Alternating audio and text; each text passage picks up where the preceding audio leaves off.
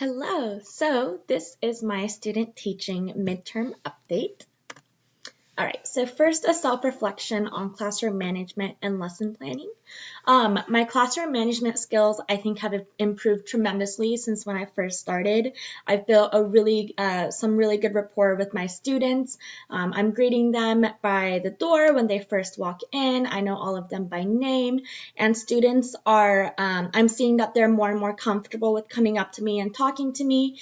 They're coming up to me to ask questions like, can I go to the bathroom, or can I go to a nurse, or just any kind of general questions, rather than going to my guide teacher, which was happening at the beginning of the semester. And I'm finally starting to see that I have gained their respect, so that they'll listen to me more and they'll follow instructions and directions more, rather than towards the beginning of the semester when I would just have to really fight some of the students for them to get to listen to me. So I'm seeing that they're starting to respect me and starting to see me more as their teacher, which has been great for my classroom management skills. And then with that comes smoother transitions. This is something that I really struggled with at the beginning of the semester also. Even within the first month or two, the activities itself would go well, but then when I was transitioning from one thing to another, it would take me a really long time to get my students to refocus. So that transitions have been a lot smoother lately. They're starting to see that I expect them to get right on track after I stand in front of the room, and we can get started on that next activity right away, rather than me pulling teeth and talking to one student after another to try to get them to quiet down. And then finally, students are staying more on task.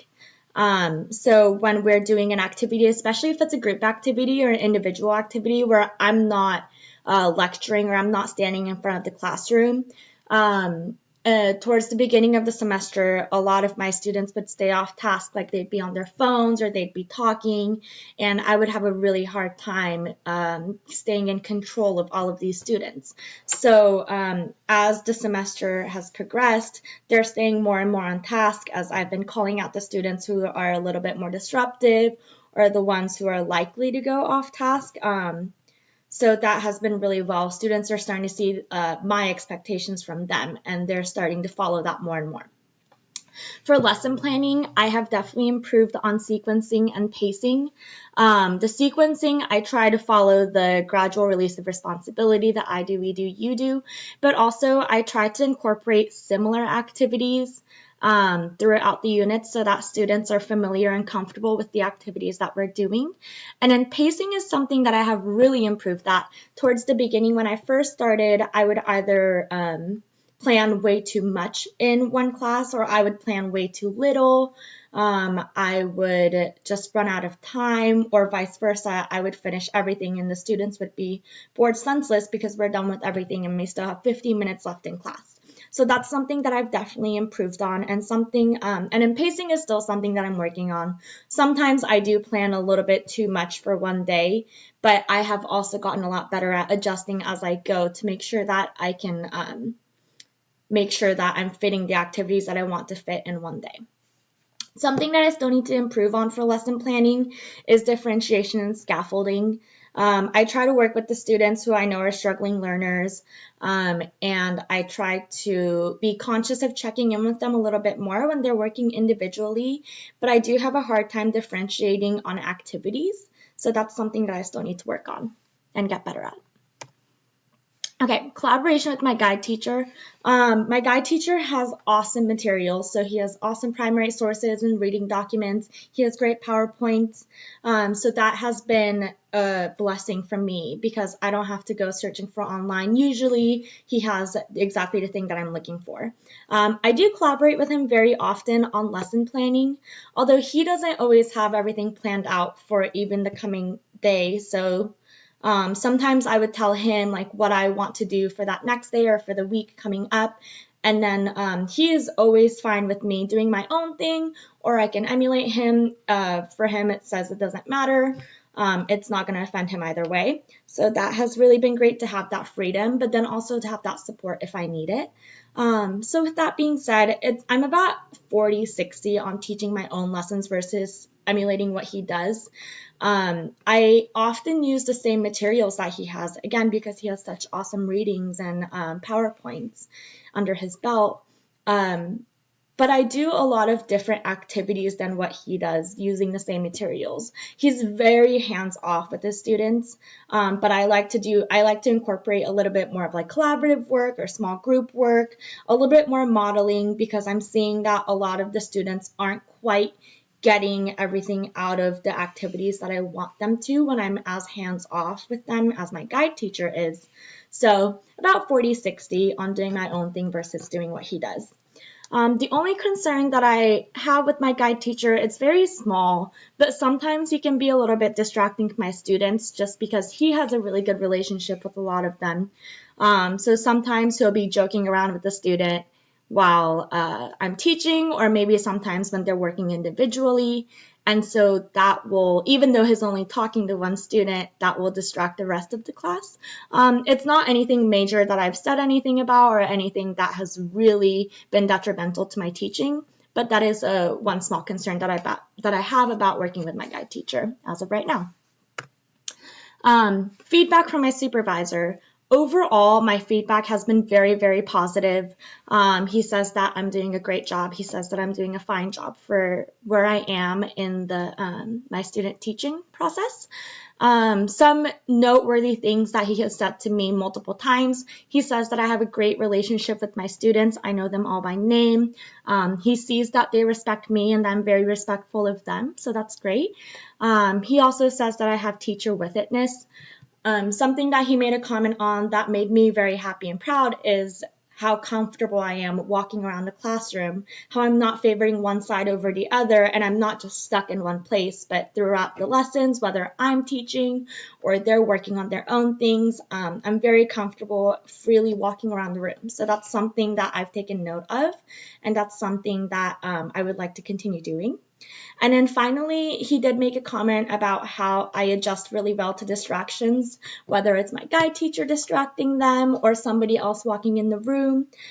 He says that when something out of the norm happens, it doesn't throw me off, and I'm able to adjust to the situation and keep going with the instructions so that the rest of the students can stay on task. So again, these are some of the positive feedbacks that I've really taken to heart and something that I want to continue doing.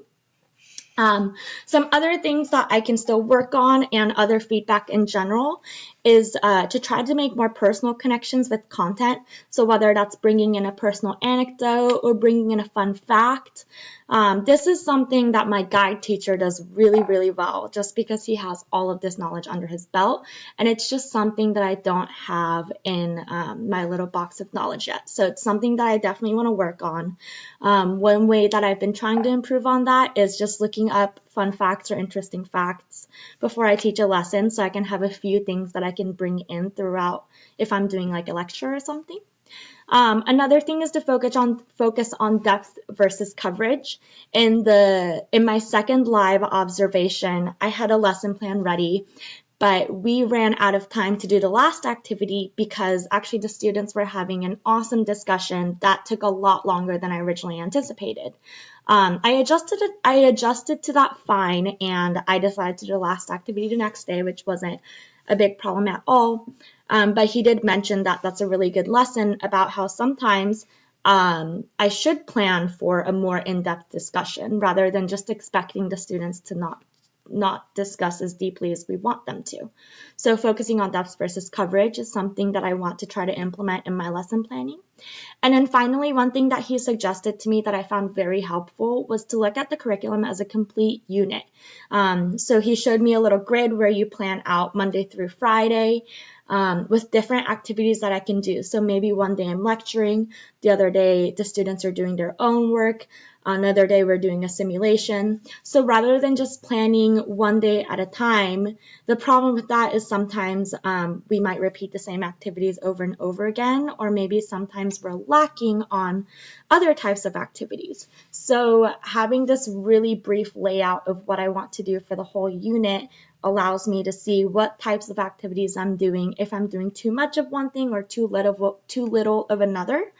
And it also keeps me focused on where I want to go for next day. So that's something that I want to continue to do when I am lesson planning. Finally, my strengths and area of growth. I think my biggest strength is having a good relationship with my students. Like I said, I'm seeing that they're starting to be a lot more comfortable with me, that they're wanting to tell me about their day. They ask me how I'm doing. I try to have conversations with them. I try to ask how their life is going.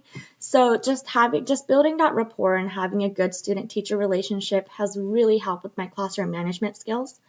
Another strength is my withitness. So I do feel really comfortable walking around in the classroom, interacting with students, and that's just made this whole teaching thing a lot easier to be able to comfortably interact with my own students.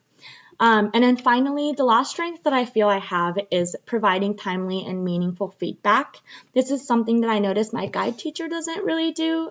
He doesn't really give back the work that the students turn in. So this is something that I started doing, especially because they're doing a lot of reading and writing. So on the more significant writing assignments, like if they're doing a DBQ, if they're writing a reflective paragraph, argumentative essay, whatever it may be, I do try to provide them with really meaningful feedback, something that I try to do something that they did really well, and then something that they can improve on, and then what they can do to improve upon for the next time that we do an assignment like this. And I do try to get all of their grades in within a few days after they turn it in, and then give it back to them so that they can take a look at the feedback that I give them. Some area of growth. One is something that I mentioned earlier, is making connections to content as an engagement strategy. Like I said, I just try to look up fun facts. I try to come up with more personal anecdotes. If it's a lecture or an activity that my guide teacher is doing before me, I definitely try to make note of the things that he says so that I can at least repeat it back to my students.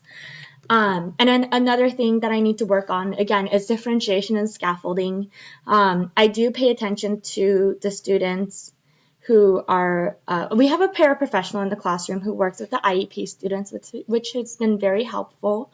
And I try to check in with those students. I have one English learner and then a few struggling students. So I try to prioritize when I'm walking around and check in with them casually to see if they need any help.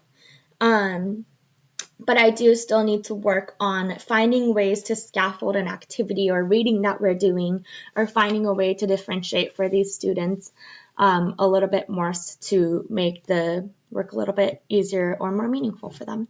So that's it. Overall, my student teaching has been going really, really well. Thanks.